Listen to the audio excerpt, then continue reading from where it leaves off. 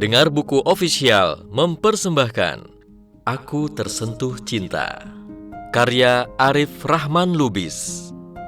Diterbitkan oleh Teladan Publishing, Gading Regensi Soekarno-Hatta, Bandung. Dibacakan oleh Faris Olis. Selamat mendengarkan.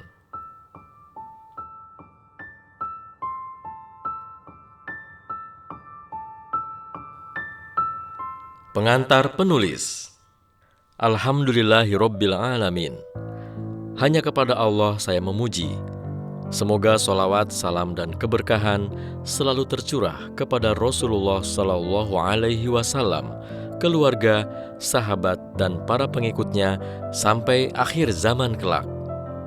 Beribu terima kasih saya sampaikan kepada Umi Hajah Nurbaya Simanjuntak, ayah almarhum Haji Mulhi Lubis, istriku Helni Agustini, anakku Maryam Afifah, Khadijah Rashidah, dan Fatimah Hanifah, kakakku Rahmi Nauli sekeluarga, mertua, uak, ibu, saudara-saudara ipar, saudara-saudara sepupu, dan saudara lainnya, murabbi, ustaz, sahabat, tim dakwah Teladan Rasul dan tim Surga Buku, Mbak Siti, Mbak Ganin, Kang Amar yang baik sekali mengatur tata letak buku ini, Kang Sufi, Kang Ali, Mbak Evi, Mbak Dita, Mbak Rosi, Mbak Ina, Mbak Muti, Mbak Feby yang membantu membuatkan video-video singkat buku ini. Terima kasih untuk Kang Abai sekeluarga, tim Cinta Hijab, Ustadz Darlis sekeluarga, Kang Sai sekeluarga, dan Kang Fahmi, Kang Purwa sekeluarga, Kang Anandito, Kang Fathul, dan tim untuk kerjasama di proyek serial video syair Aku Tersentuh Cinta. Terima kasih kepada Kang Hendra Setiawan yang menjadi guru dan banyak membantu dalam proses menerbitkan buku ini. Dan tentu saja saya sampaikan terima kasih kepada Cika Ananda selaku editor yang keren sekali. Buku ini saya tulis untuk bersyukur kepada Allah atas nikmat-nikmatnya, khususnya atas nikmat pernikahan dengan bidadari yang taat dan selalu menyemangati untuk berbuat kebaikan. Buku ini merupakan upaya kecil untuk menggali indahnya ajaran Islam dalam mengelola cinta, melepaskan dan mengikhlaskan, memantaskan diri, meraih restu orang tua, dan mendekatkan jodoh idaman jiwa. Setiap kebaikan yang didapatkan dalam buku ini semoga bisa diamalkan, dan semoga kamu pun bersemangat untuk menceritakannya kepada teman-temanmu dan membagikannya di media sosial, agar ilmu dan kebaikan lebih menyebar. Sesungguhnya kita berharap ilmu yang kita sebarkan, walau sekecil apapun, akan disempurnakan oleh Allah, sehingga manfaatnya berdampak besar dan menyentuh orang banyak. Semoga ilmu ini menjadi pemberat amal saleh di hari hisab kelak. Amin. Arif Rahman Lubis. Bab 1. Tentang cinta. Imam Ibnul Qayyim dengan jujur menyatakan, cinta sebuah nama yang sulit dipahami, tetapi begitu kuat menggelayut di hati. Penulis buku Taman-Taman Orang yang Dilanda Cinta, Raudatul Muhibbin ini mengungkapkan, kebiasaan mereka membuat banyak nama untuk sesuatu jika sesuatu itu sulit dipahami atau besar bahayanya bagi hati sebagai bentuk pengagungan baginya atau perhatian baginya atau cinta padanya. Dan ketiga hal ini semuanya ada pada cinta.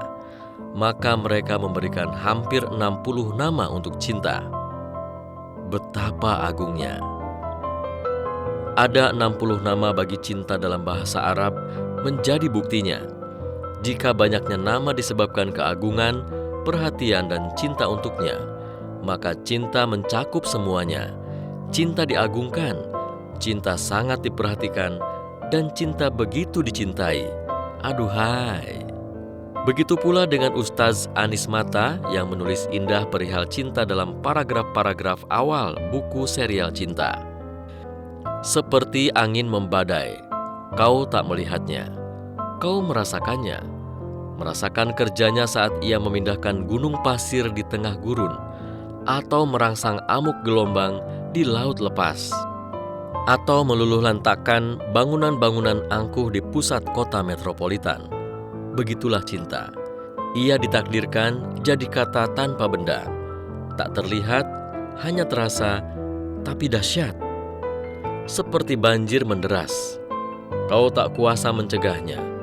Kau hanya bisa terenganga ketika ia meluapi sungai-sungai, menjamah seluruh permukaan bumi, menyeret semua benda angkuh yang bertahan di hadapannya.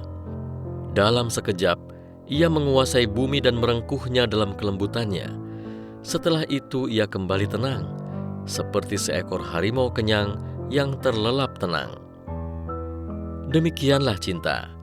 Ia ditakdirkan jadi makna paling santun yang menyimpan kekuasaan besar. Seperti api menyala-nyala, kau tak kuat melawannya. Kau hanya bisa menari di sekitarnya saat ia mengunggun, atau berteduh saat matahari membakar kulit bumi, atau meraung saat lidahnya melahap rumah-rumah, kota-kota, hutan-hutan. Dan seketika semua jadi abu, semua jadi tiada. Seperti itulah cinta.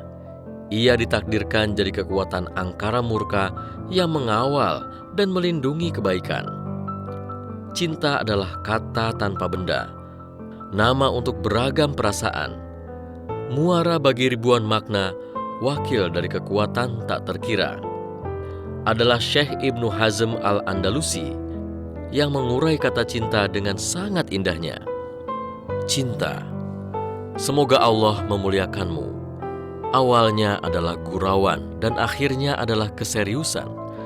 Terlalu rumit untuk diungkapkan maknanya karena begitu agungnya. Tak bisa diselami hakikatnya kecuali dengan penuh kesulitan. Cinta bukan hal yang mungkar dalam agama, tidak pula dilarang dalam syariat.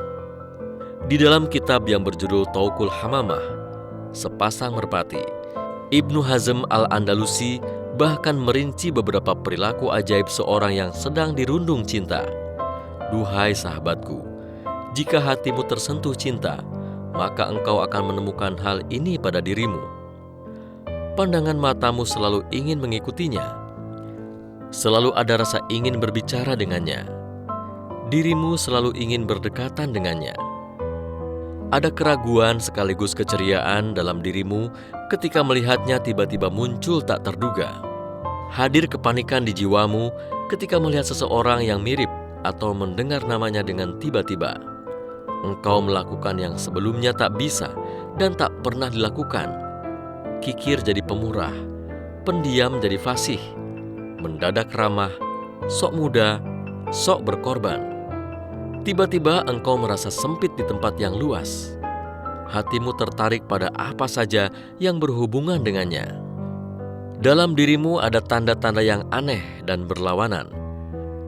Engkau selalu ingin mendengar namanya dan membicarakannya. Engkau suka ada dalam kesendirian.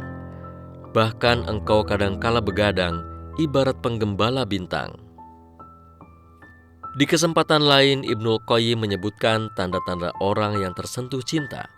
Di antaranya, menghujamkan pandangan mata, malu jika dipandang orang yang dicintai, banyak mengingat, membicarakan, menyebut namanya, tunduk kepada perintahnya dan mendahulukannya daripada kepentingan sendiri, bersabar menghadapi gangguannya, memperhatikan perkataannya, mencintai tempat dan rumahnya, segera menghampiri yang dicintai, mencintai apa yang dicintai olehnya, jalan terasa pendek saat mengunjunginya, salah tingkah jika bertemu, kaget dan bergetar tatkala berhadapan dengannya, cemburu, berkorban untuk mendapatkan keridoannya, menyenangi apa yang disenanginya, suka menyendiri, tunduk dan patuh pada orang yang dicintai, helaan napas yang sering dan panjang,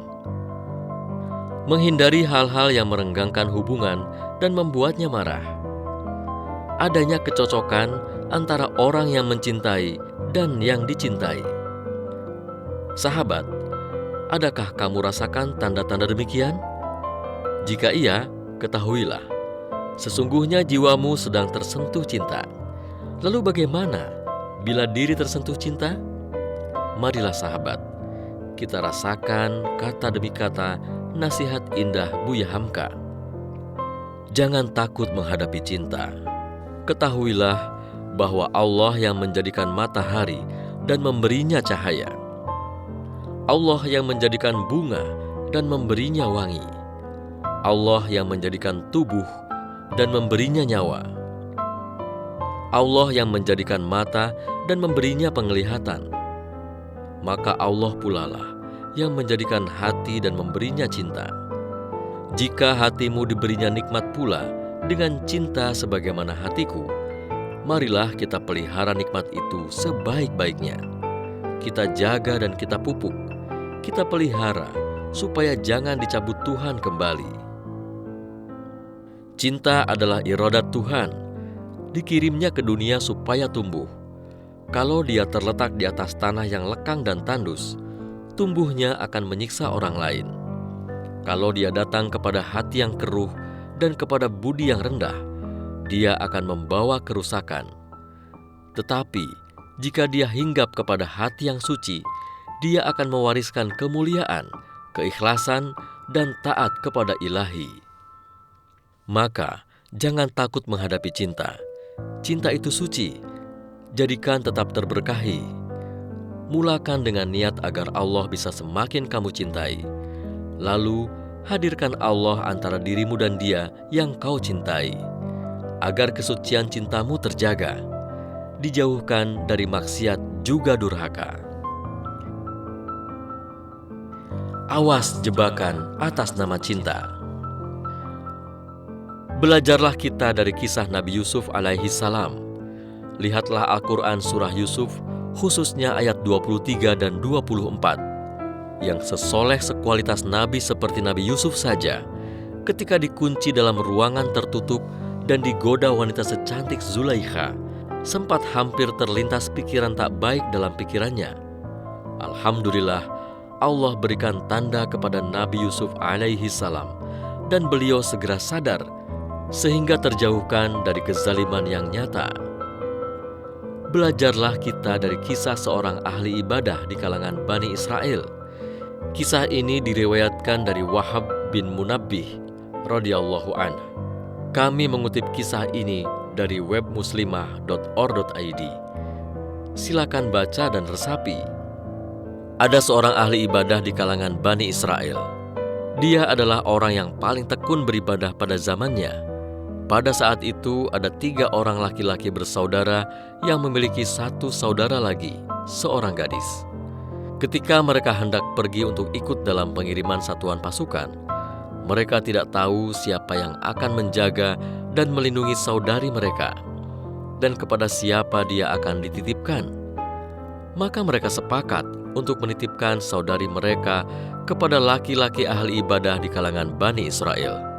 Dengan penuh keyakinan, mereka mendatangi ahli ibadah itu dan memintanya untuk sudi dititipi saudari mereka, yang berarti saudari mereka itu harus menetap di tempat ahli ibadah dan dalam lindungannya hingga mereka kembali dari peperangan. Namun ahli ibadah menolak permintaan mereka, dan dia berlindung kepada Allah dari keberadaan saudari mereka. Mereka terus mendesak ahli ibadah itu, hingga akhirnya dia berkenan. Ahli ibadah itu berkata, "Suruhlah dia menginap di sebuah bilik di lantai bawah biaraku." Maka mereka menempatkan saudarinya di bilik yang dimaksudkan, kemudian mereka meninggalkannya. Dengan begitu, gadis tersebut berada di tempat ahli ibadah untuk sekian lama, yang selama itu pula ahli ibadah turun dari biaranya untuk memberikan makanan kepada sang gadis. Dia meletakkan makanan di dekat pintu biara, kemudian menutupnya kembali, lalu naik ke lantai atas dalam biaranya. Setelah itu sang gadis keluar dari biliknya untuk mengambil makanan yang sudah diletakkan ahli ibadah.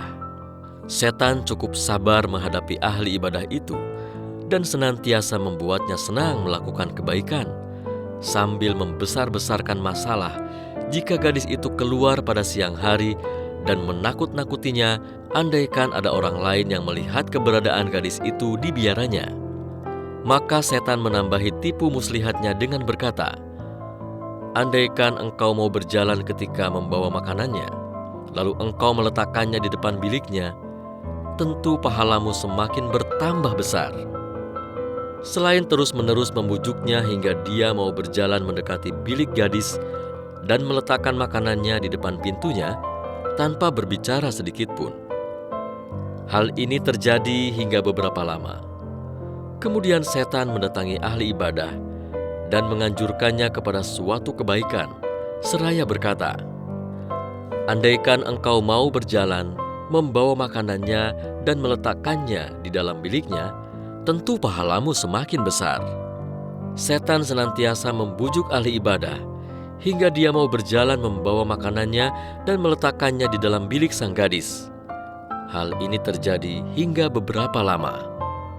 Setan menyuruh ahli ibadah kepada kebaikan dan menganjurkannya seraya berkata, andai kata engkau mau berbicara dan mengobrol dengannya, tentu engkau akan bisa menjaganya, karena dia bisa saja dimangsa binatang buas.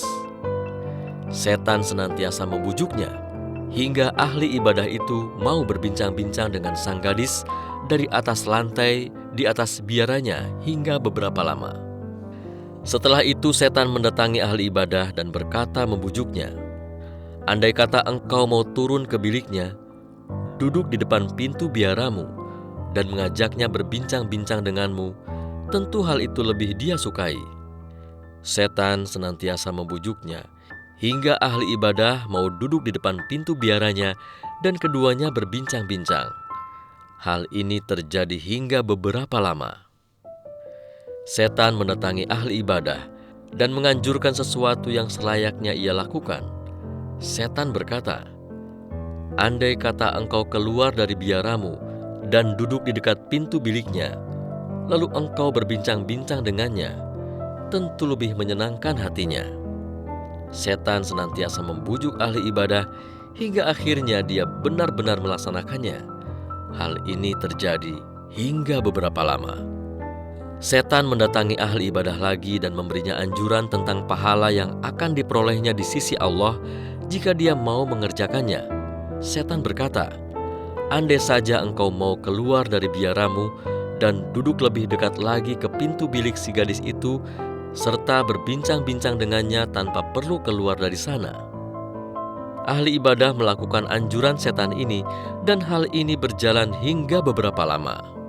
Kemudian setan mendatangi ahli ibadah dan berkata, andai kata engkau mau masuk ke dalam bilik gadis itu, berbincang-bincang dengannya dan tanpa diketahui seorang pun, maka hal ini tentu lebih baik bagimu.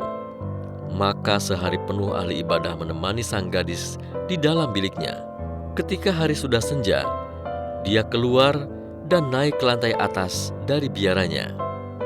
Setan mendatangi ahli ibadah dan terus-menerus membujuknya, hingga dia berani memegang paha sang gadis dan memeluknya. Setan terus memperdaya ahli ibadah dengan membisikkan bahwa hal itu merupakan kebaikan, hingga akhirnya dia menyetubuhinya, dan gadis itu pun hamil. Ketika tiba saatnya, gadis itu melahirkan seorang bayi. Setan mendatangi ahli ibadah seraya berkata, apa pendapatmu jika saudara-saudaranya datang, sementara saudari mereka telah melahirkan seorang bayi akibat perbuatanmu? Apa yang hendak engkau lakukan? Tentu saja aku tak berani menjamin dirimu bahwa nama baiknya akan tercemar, atau mereka akan mencemarkan nama baikmu. Karena itu hampirilah bayi itu, bunuhlah dia, lalu kuburkan mayatnya. Gadis itu akan merahasiakannya, karena takut andaikan saudara-saudaranya tahu apa yang telah engkau perbuat terhadap dirinya. Maka ahli ibadah itu melakukan apa yang dianjurkan setan. Lalu setan berkata lagi, apakah menurut pendapatmu, wanita itu akan menyembunyikan kepada saudara-saudaranya apa yang telah engkau perbuat terhadap dirinya dan anaknya? Ambillah wanita itu, bunuhlah dia, dan kubur bersama anaknya.